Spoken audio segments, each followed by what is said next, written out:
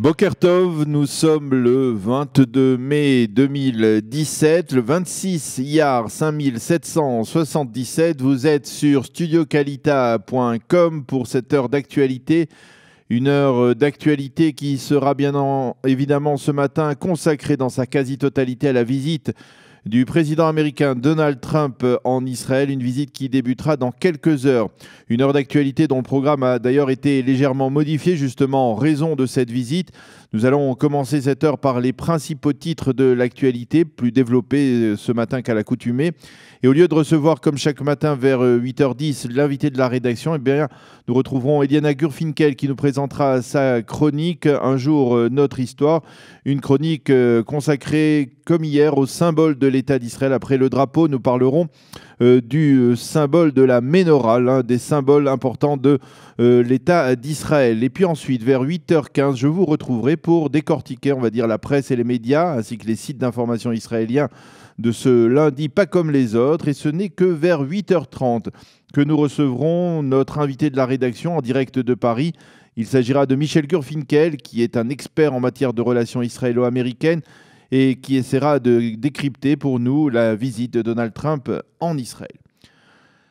Nous commencerons donc cette heure d'actualité par les grands titres de l'actualité en Israël. C'est donc vers 12h15, heure israélienne, que l'Air Force One, l'avion du président américain, se posera sur le tarmac de l'aéroport Ben Gurion en provenance directement, et c'est une liaison inédite, on peut le dire, de Riyad. Le président Trump sera accueilli à sa descente d'avion par le président de l'État d'Israël, Reuven Rivlin, et par le Premier ministre Binyamin Netanyahou. Il devrait alors prononcer quelques mots, tout comme Reuven Rivlin et Binyamin Netanyahou, mais il n'y aura pas de cérémonie complète d'accueil.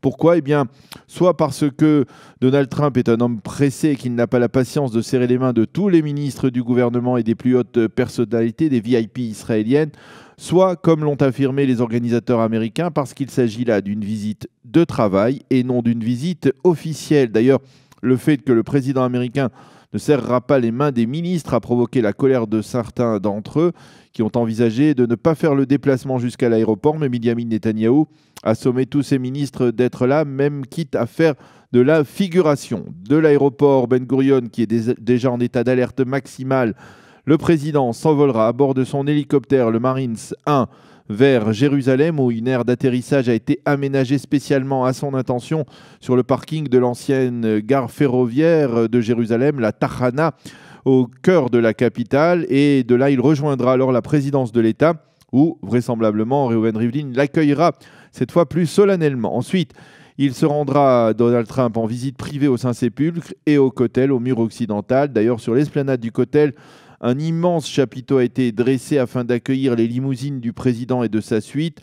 Et un immense drap, ou une sorte de toile de jute de plusieurs mètres de haut, a été déployé sur des échafaudages de plusieurs mètres, donc afin de masquer d'une certaine manière quasiment le Kotel Amaravi et que personne ne puisse voir le président américain et surtout ne puisse le menacer à partir de l'un des toits de la vieille ville de Jérusalem. Des mesures donc de protection sans précédent exigées par le FBI, également par les services de renseignement israéliens. Ensuite, Donald Trump se rendra dans son hôtel au King David à Jérusalem, un hôtel entièrement stérilisé et protégé par plusieurs centaines de policiers, de gardes-frontières et d'agents du FBI.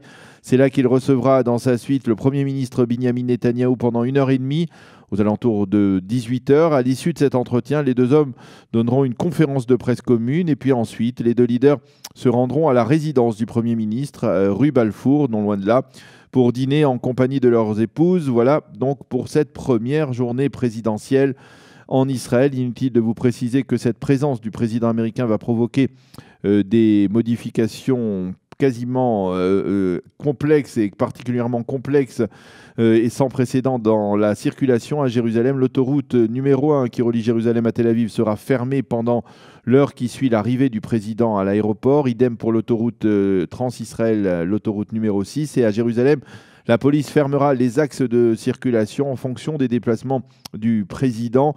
L'accès à la vieille ville et au Kotel sera interdit dès la fin de la matinée pendant plusieurs heures, et ce, en pleine festivité du Yom Yerushalayim, des festivités qui d'ailleurs, il faut le souligner, ont débuté hier soir par un impressionnant spectacle de son et lumière projeté sur les murailles de la vieille ville autour de la porte de Jaffa, en présence du président Reuven Rivlin et du Premier ministre, ainsi que de dizaines de milliers de personnes. À cette occasion, le Premier ministre Binyamin Netanyahou a affirmé, je cite, qu'Israël n'avait pas conquis Jérusalem en 1967, mais l'avait libérée, et que Jérusalem n'a jamais été la capitale d'un autre État ou d'un autre peuple que le peuple juif et que l'État d'Israël.